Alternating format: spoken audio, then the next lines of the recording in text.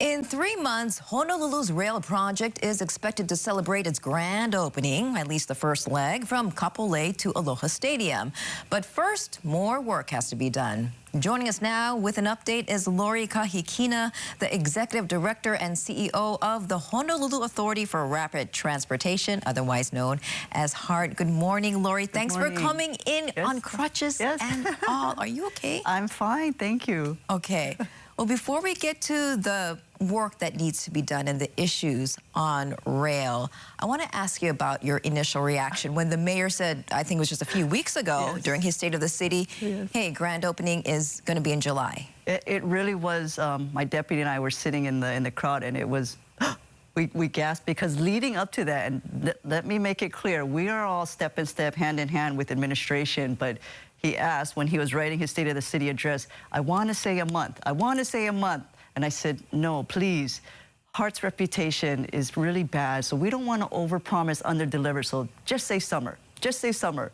And at the last second, he says, no, I want to put a stake in the ground. So I said July. I said, okay, so we all gasped in the room, me and my deputy, but that's okay. As soon as we went back to the office, I emailed my 150 staff members. I said, Mayor has put a goalpost for us, and we're going to hit it. So let's do everything possible that we can do to get it done for him. Let's talk about what's going to take to get it done, because you mentioned two areas. The first, trial runs. The second, the cracks in the columns that still exist.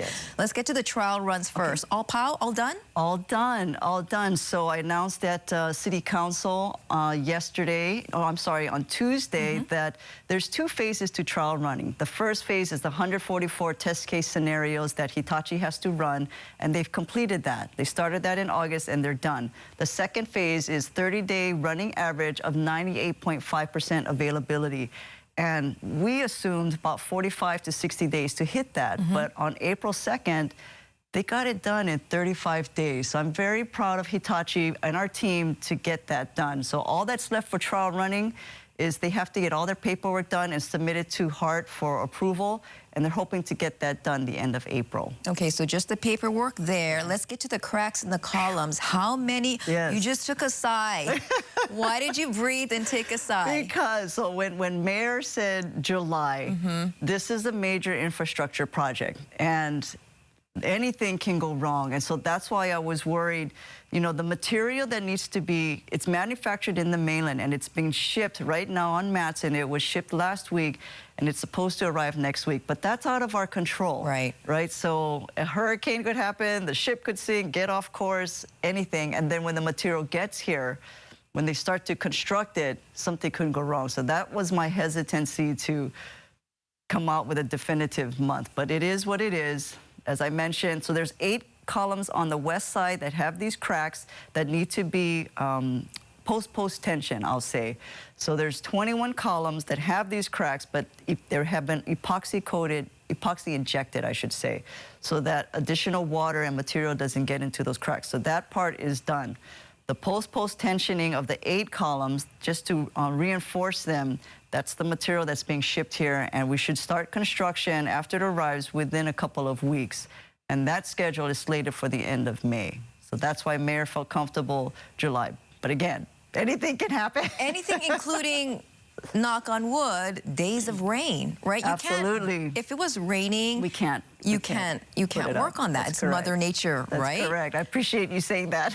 Because you never know. There are certain things that are out of your control. Correct. So after all of that, say everything, knock on wood, goes on as scheduled, that just leaves a safety inspection, correct? So who's doing the safety inspection? Very good question. So and I want to say that too, for the hammerheads, HART didn't make the fix in a vacuum. It was all of our stakeholders with HDOT, DTS, FTA. So same team. It's the same team, HDOT, DTS, FTA, and HART, that have to do the safety certification. So all the documents get submitted to HART. We review. There is a committee, a safety committee with all of these entities that sit on it, and they have to also approve. So the first step is actually myself. So once all of my team gets together and they say, Lori, this thing is safe and ready to go, I sign off. And then it's a series. After me, it goes to DTS, goes to HDOT, and then it goes to FTA. Safe to say that the safety inspection isn't going to be easy and fast Correct. because something could be found correct. and that could cause another delay. Absolutely. So again, safe to say that July... That's true. Well, we're shooting for that. We are shooting for that. But I'm glad you're open and honest about that. Things can happen. Things can happen out of our control, but we're shooting for that as much as possible. Okay, shooting for July, but no Yes. promises? Yep. I want to come through for mayor and the community. Yes. Okay, the last question I had has to do with the hours, because I know there's big concern with the hours because the rail is scheduled right now only to run to 7 p.m. during the week. Now, I do want to mention that the city's Department of Transportation Services is responsible for a large portion. Yes. HART responsible for construction and build. Yes. DTS responsible for everything else, the ridership, the fares. But you did mention that when it comes to hours, they, meaning Hitachi, DTS, they're contractually obligated to run until a certain time. And if it runs anything after that, it could cost more? That's correct. So the hours in the current contract is what DTS has stated, and they selected those hours based on the ridership of the bus.